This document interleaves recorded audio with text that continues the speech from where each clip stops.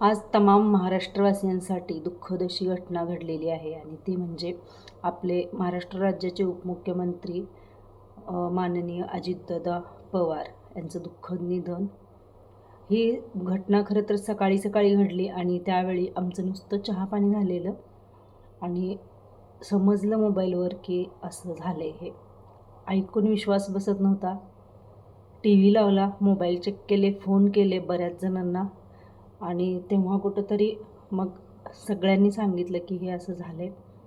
मन मानायलाच तयार नव्हतं, कारण अनपेक्षित असा आघात महाराष्ट्रामधल्या सगळ्या जनतेवरती झालेला. एक हजरजबाबी व्यक्तिमत्व, रोख ठोक सडेतोड बोलणारं व्यक्तिमत्व म्हणून अजितदादांची ओळख होती. अख्ख्या महाराष्ट्रामध्ये असा नेता इथून पुढं होईल असं अजिबात वाटत नाही.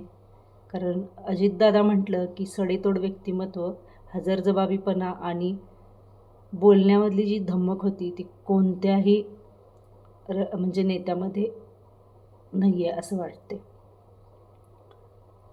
मन खूप भावूक झालं आणि सकाळपासून कोणतंच काम करण्याची इच्छा नव्हती. सतत टी व्ही पुढं बसून राहिले. खूप सगळे जे घटनाक्रम होते ते पाहिले, मन सुन्न झालं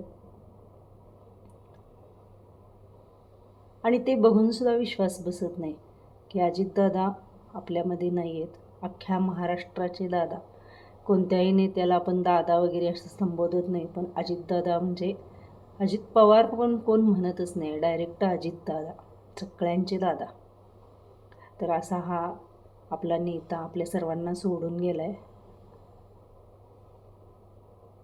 श्रद्धांजली वाहण्यासाठी हा मी व्हिडिओ केला आहे. खरं तर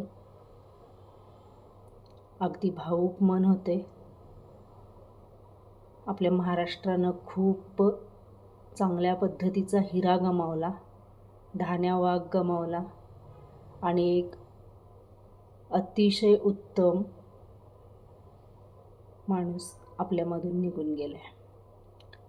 तर परत एकदा अजितदादांना मनापासून श्रद्धांजली.